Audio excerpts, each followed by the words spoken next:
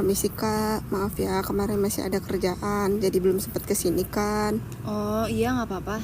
Jadi sesuai sama yang kita obrolin kemarin, kamu boleh ceritain semuanya, apapun pengalaman kamu, yang kamu rasain semuanya, gimana rasanya, terus kapan pertama kali rasa marah itu muncul.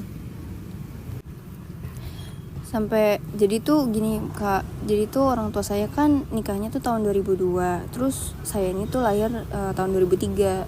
Mereka tuh awalnya hidupnya normal-normal aja, kayak rumah tangga gitu, bahagia. Sampai suatu hari ayah saya tuh tahu kalau uang gaji yang ayah saya berikan semuanya tuh untuk ibu saya ternyata diatur sama nenek saya. Jadi dari situ tuh ayah saya berinisiatif lah untuk ngajak mama saya pindah rumah.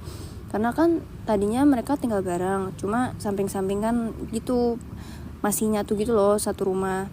Terus kalau perihal ayah saya tahu yang uang gaji ayah saya diatur sama nenek saya, mama saya tuh udah coba kayak untuk diajak pindah kan sama ayah saya.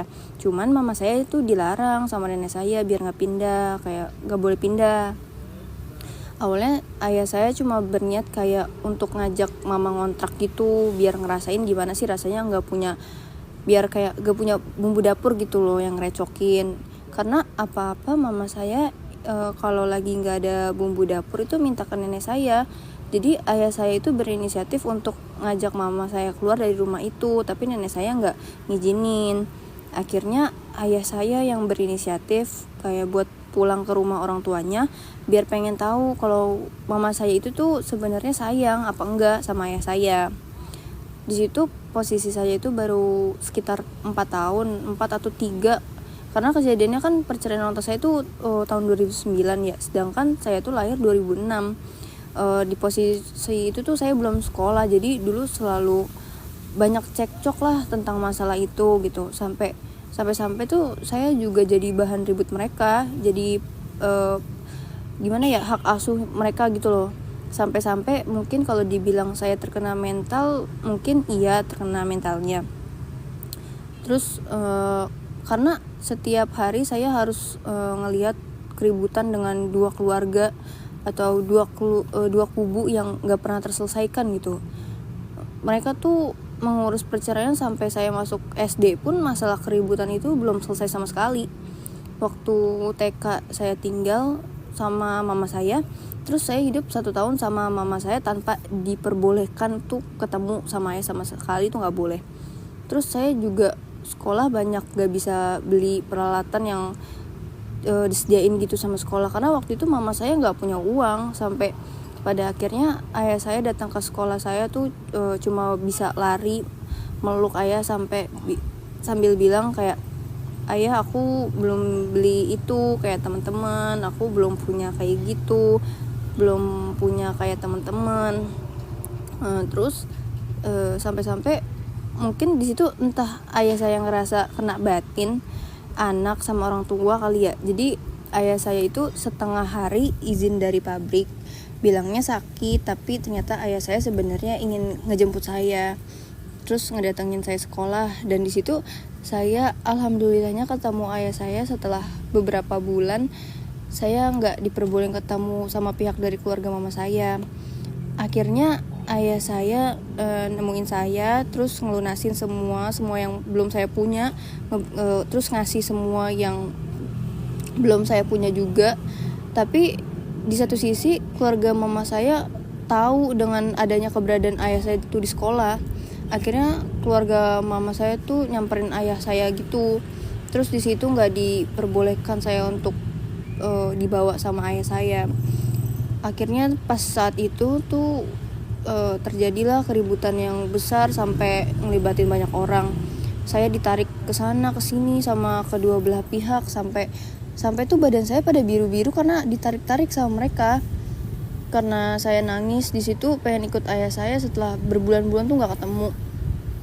Akhirnya pihak mama saya itu gimana ya, ngebiarin saya tuh dibawa sama ayah saya untuk beberapa hari lah. Dan saya langsung dibawa ke rumah sakit waktu itu karena emang pas dicek tuh posisi badan saya tuh lagi nggak baik-baik aja gitu. Karena emang jadi perebutan sana sini, ditarik sana sini. Ternyata emang badan saya pada banyak yang memar dan biru. Dari situ ayah saya mutusin untuk SD ngambil saya, dan saya tinggal sama ayah saya. Abis itu saya masuk negeri. Tapi di saat waktu itu, di posisi umur yang masih kelas 1 SD, pikiran saya masih anak kecil dan belum dewasa. Jadi saya masih mikir tuh saya membutuhkan seorang ibu.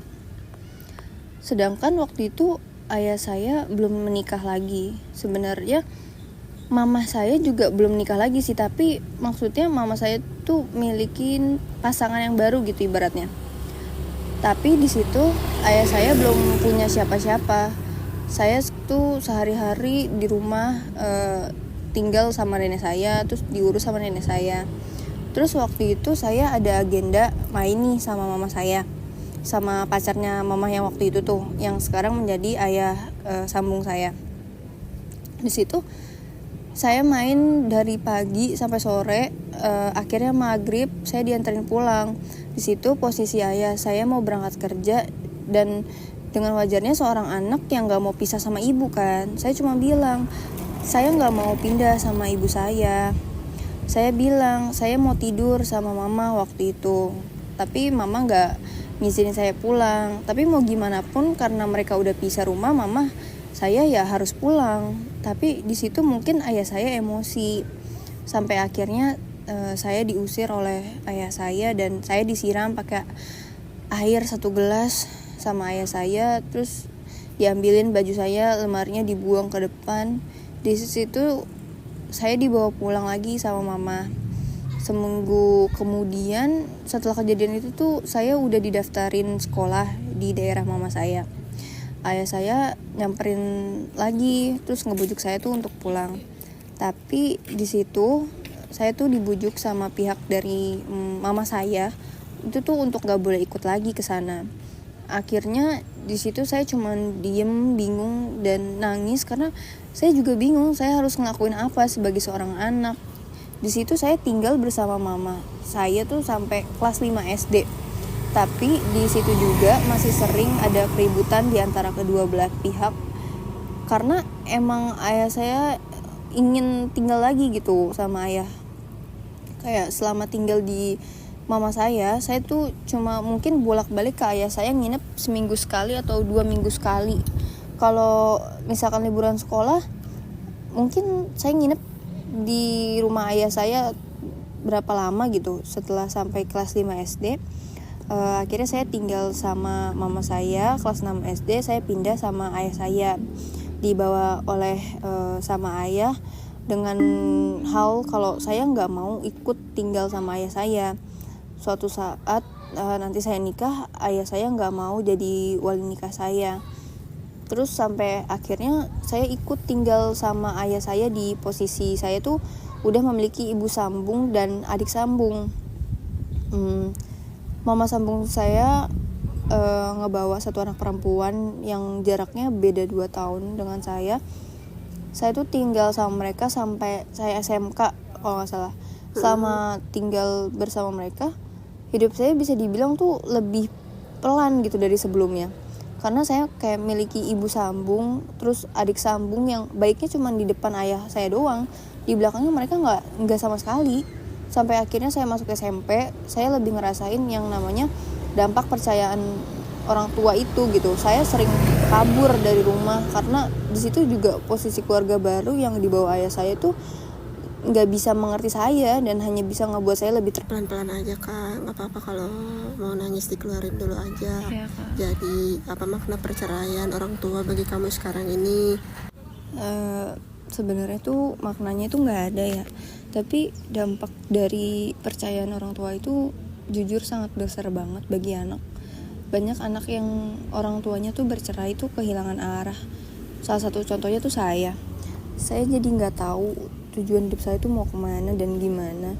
Jadi kurang support juga, kurang ngedapetin kasih sayang, kurang ngedapetin perhatian.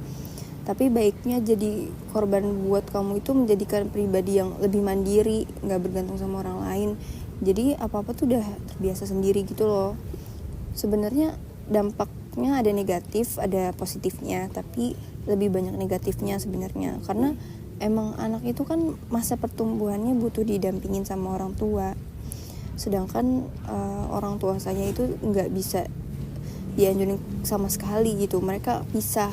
Kebanyakan dari orang-orang tua yang pisah itu kayak ayah saya dan mama saya, karena keegoisan mereka tanpa mikirin gimana sih perasaan anaknya, gimana masa depannya juga.